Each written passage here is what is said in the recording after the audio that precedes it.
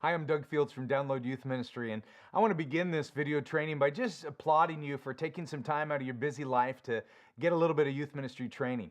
One of the most attractive qualities that I look for in youth workers is their desire to learn. So, if you want to be an effective youth ministry leader, you've got to occasionally pause the doing of youth ministry and take some time to really think and evaluate about what you're doing, what type of leader you are. So, thank you for being the type of leader that's willing to learn.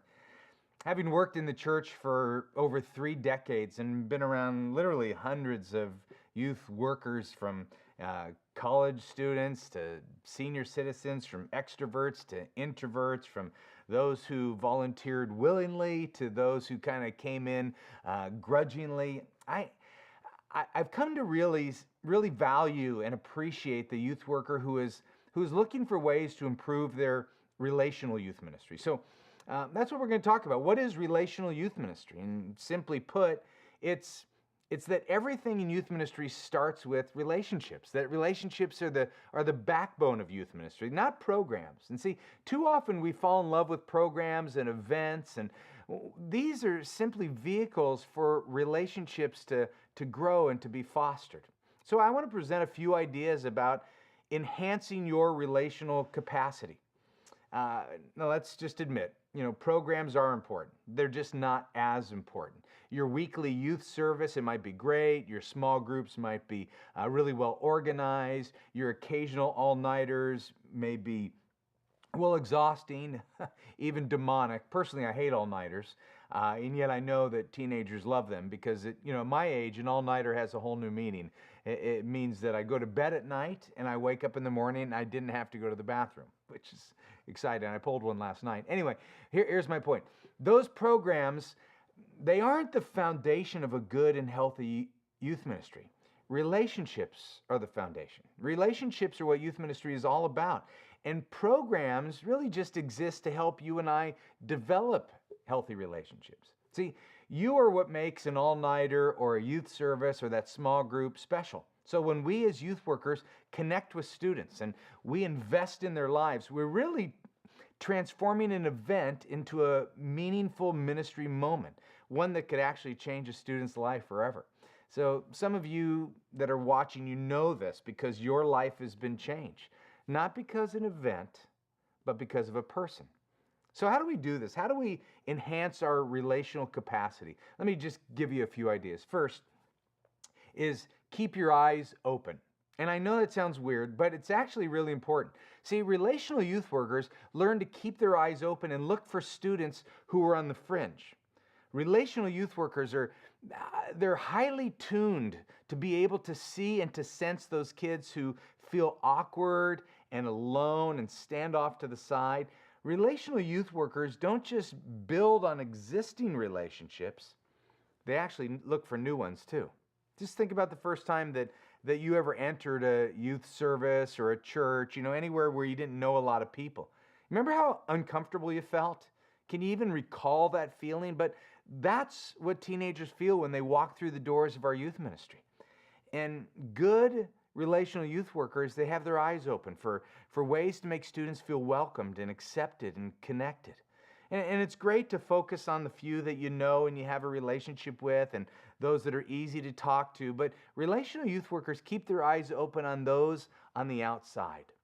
And let's be honest, it's really a lot easier to gravitate toward the kid who you're comfortable to talk to, the kid who has a great personality, they like you, they're fun. That makes youth ministry enjoyable. And while there's nothing wrong with that, and I would say some of the most profound ministry moments I've experienced and I've watched other leaders experience is when I've connected with a kid who is maybe isolated and tried to figure out how do I engage him and connect him either in a relationship with me or a relationship with somebody else. See, I think one of the mantras of relational youth ministry is no student stands alone. Think about that. No student stands alone. So when you go out of your way to connect with a kid who's not connecting, you're really creating a youth ministry that says, hey, in here, everyone is loved. Okay? In here, everyone is loved. I love that. Let me give you a second characteristic of a relational youth worker. To way to kind of enhance your effectiveness is really to maximize your limited time. And it's important to say, because let's be honest, most of us in here live very busy lives. And many youth workers I know, they're juggling so many responsibility that their time is their biggest hurdle to feeling good about what they do. Many years ago, I wrote a little book called Help, I'm a Volunteer Youth Worker. And I had one chapter that was titled this, Something is Better Than Nothing.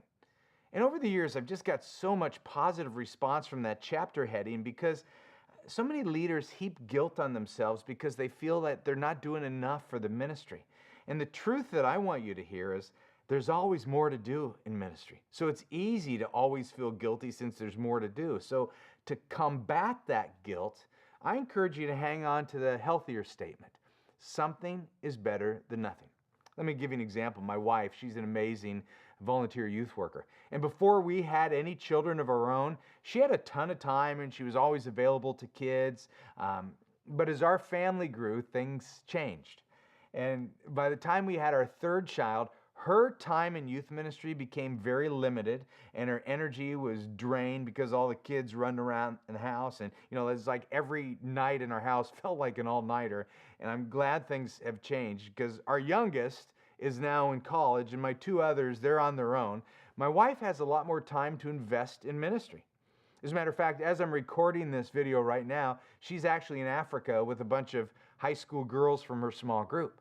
But when the kids were young, my wife had to figure out a time how to maximize the time that she had available.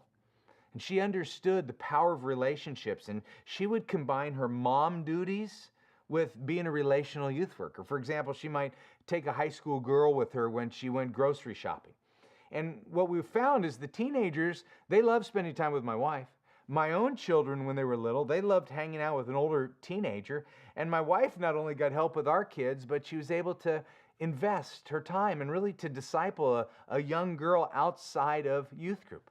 She learned how to maximize her limited time. That's a sign of a relational youth worker. So look for those informal opportunities to spend time with students and stop feeling guilty about what you're not doing. I know one volunteer youth worker who he carries note cards in his briefcase and he writes students encouraging letters while he's waiting at different places throughout his week. Just a simple note to tell teenagers that he cares about them. That's a relational move. Another leader sends quick bursts of encouragement texts before he jumps on his plane for business travel. I know another woman who invites girls over to her house to help make dinner for their family and then invites the girls to stay and have dinner. That is good relational youth ministry. Now, I was at the DMV last week, and if I had planned ahead, I could have actually written a book while I was waiting in line. But you get the idea. So maximize your limited time. Here's my final thought about how to enhance your relational capacity. It's get physical. Get physical. Now, obviously, I want to be very careful about how I state this, and I want you to please be careful about how you listen to this point, because it's really a point about touch. And as you know, all humans need touch. Teenagers have what I call skin hunger, where they're hungry for safe and appropriate touch from a caring adult.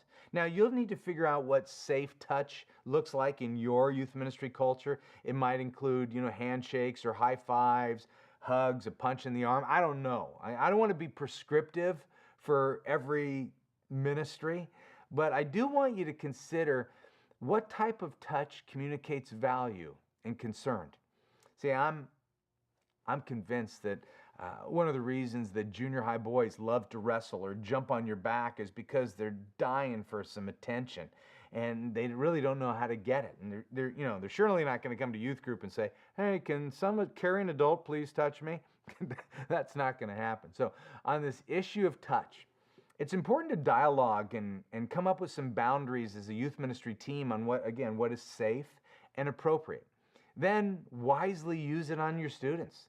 They're craving affection. We all crave affection. And even though they won't admit it, they have a deep hunger for being hugged. So let's get physical, all right? So a few ideas to think about and discuss that connect with being a more relational youth worker. And I've got several more ideas, and we'll cover them in another Download Youth Ministry video. But until then, keep your eyes open for those who are unconnected.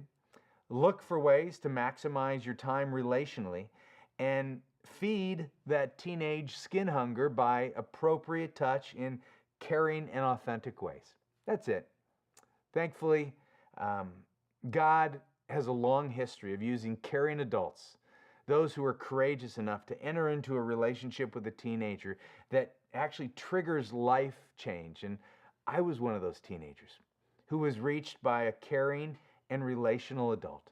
So thank you for being that type of leader.